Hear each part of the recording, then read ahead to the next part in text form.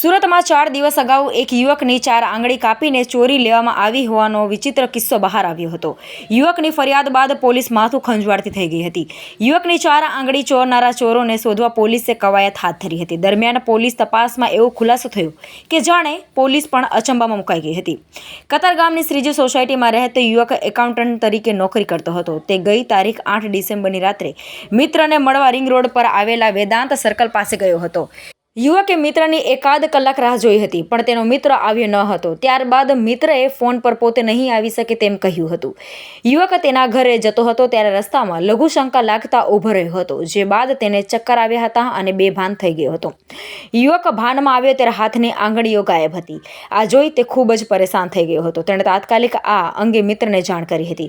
સમાચાર મળતાની સાથે જ મિત્ર ત્યાં પહોંચી આવ્યો હતો અને તેને સારવાર માટે હોસ્પિટલ લઈ જવામાં આવ્યું હતું, જ્યાં ડોક્ટરે તેની સારવાર કરી અને કપાયેલી આંગળીઓની સારવાર કરીને તેને રજા આપી હતી. જે સમયે તેની આંગળીઓ કપાઈ હતી ત્યારે તેને દર્દ પણ ન થયું હતું. આ મામલે તેણે પોલીસ ફરિયાદ નોંધાવી હતી. પોલીસે ઘટના સ્થળની લઈ 400 મીટર સુધીના વિસ્તારમાં તપાસ કરી હતી, પરંતુ પોલીસને લોહીનું એક ટીપું પણ મળ્યું ન હતું. આ ઉપરાંત આંગળી તે જગ્યાએ જ કપાઈ હોવાના કોઈ પુરાવા પણ મળ્યા ન હતા. હાલ તે ખુલીને કોઈ બોલવા તૈયાર નથી. તેની આંગળી ક્યારે અને કેવી રીતે કપાઈ તેનું જ રટણ કરી રહ્યું છે.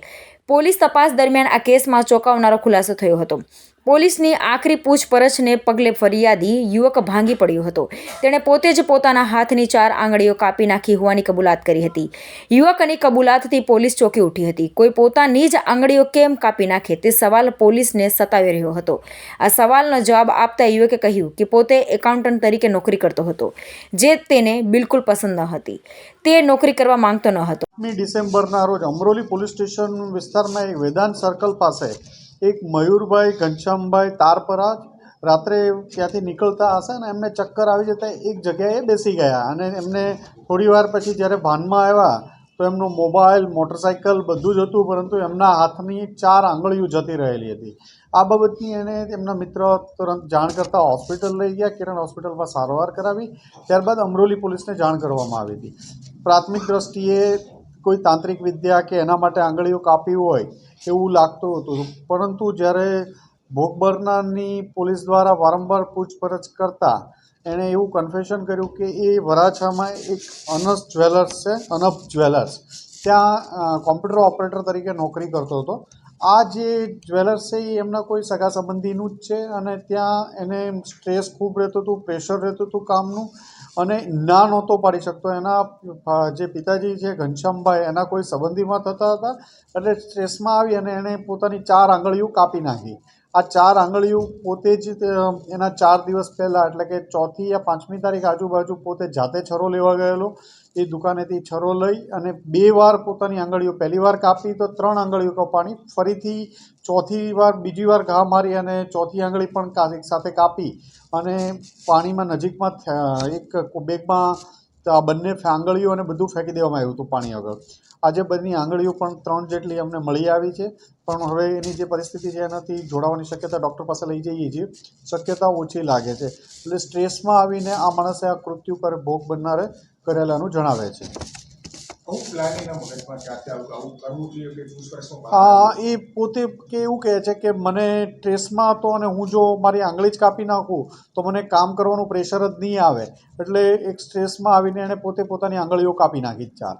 સર, આ વાત કેટલી ઘરે ઉતરેવી છે? કારણ કે કોઈ પોતાની આંગળી શા માટે અમે નહોતી થતું, અમે વારંવાર ખાતરી કરી, એની વાત ઉપરથી વિશ્વાસ નહોતો બેસતો, પણ પછી એણે જ્યાંથી છરો ખરીદ્યો હતો એ જગ્યાએ ખાતરી કરી, એટલે છરો મળી આવ્યો. જે વેચનાર છે એ માણસે કીધું કે આ ભાઈએ જ અહીંથી છરો લઈ ગયો હતો, એણે જે જગ્યાએ છરો ફેંક્યો હતો ત્યાંથી છરો પણ મળી આવ્યો અને પાણીમાંથી 3 આંગળીઓ પણ મળી આવી છે.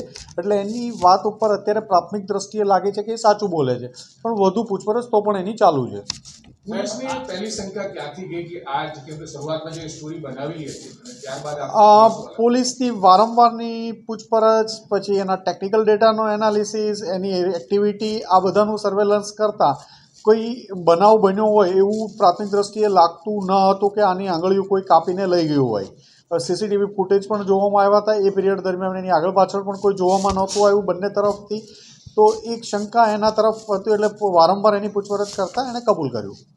સર પોતાની જ આંગળી કાપવું કેટલું આશ્ચર્યજનક લાગે છે અને એની માનસિક સ્થિતિ કયા પ્રકારની છે તે એ માણસ સ્ટ્રેસમાં આવીને કાપેલાનું પ્રાથમિક દ્રષ્ટિએ લાગે છે અને પોતાની આંગળી પોતે જ પોતાને નુકસાન કરવું એ ખૂબ આઘાતજનક અમારા માટે પણ છે. સર, પોલીસને ગુમરાહ કરવાનું પાછળ કારણ શું હશે? કેમ કે પોલીસને જાણ કરે છે અને પછી જેમ મેં કીધું કે એની માનસિક અવસ્થા અમે એને સાયકોલોજિસ્ટ પાસે પણ એપ્રોચ કરીને કરાવશું અને એની સારવાર પણ એકવાર પૂછીને કરાવશું કે કારણ ચોક્કસ એને કયા સ્ટ્રેસમાં કયા લેવલનું હતું કે પોતાની આંગળી કાપવાનો પ્રયત્ન આંગળી કાપી નાખી. सर आंगड़ी क्या काफी है? જે વેદાંત સર્કલથી આગળ જ્યાં એને જગ્યા બતાવી હતી એ જ જગ્યા ઉપર એને પોતાની આંગળીની કાપીને ફેંકી દીધેલા. સાહેબ એ જ્વેલર્સમાં કામ કરે છે, પોતાના સંબંધીના ત્યાં કામ કરે છે અને આંગળા કાપી નાખે, એવું તો નથી ને કોઈ ચોરીને અંજામ આપ્યો અને સમગ્ર ઘટના છુપાવવાનો પ્રયાસ કરાવીને આ કરતું ભૂત ઊભું કરાયું? બીજો કોઈ એવો બનાવ ચોરીનો ધ્યાનમાં નથી આવ્યો કે એમના સગા સંબંધી દ્વારા કહેવામાં પણ નથી આવ્યું કે જ્યાં કામ કરે છે ત્યાંથી પણ કહેવામાં નથી આવ્યું કે આણે એવું કંઈ કર્યું છે અને આ આંગળા કાપવાથી એને પણ પરમેનન્ટ ડિસેબિલિટીનું થઈ ગયું છે. શરૂઆતમાં એવું કહેવામાં આવે છે કે જે જગ્યા આંગળી પછી એ તે જગ્યા એણે બ્લીડિંગ કદાચ વધુ નહીં થયું હોય જે જગ્યા ઉપર કર્યું ત્યાં વાહનો પસાર થવાના કારણે પણ ઘણીવાર નહીં થયું હોય. એણે પોતાના હાથ ઉપર કપડું દોરી બાંધી દીધેલી હતી કે જેથી બ્લીડિંગ વધુ ન થાય આગળ.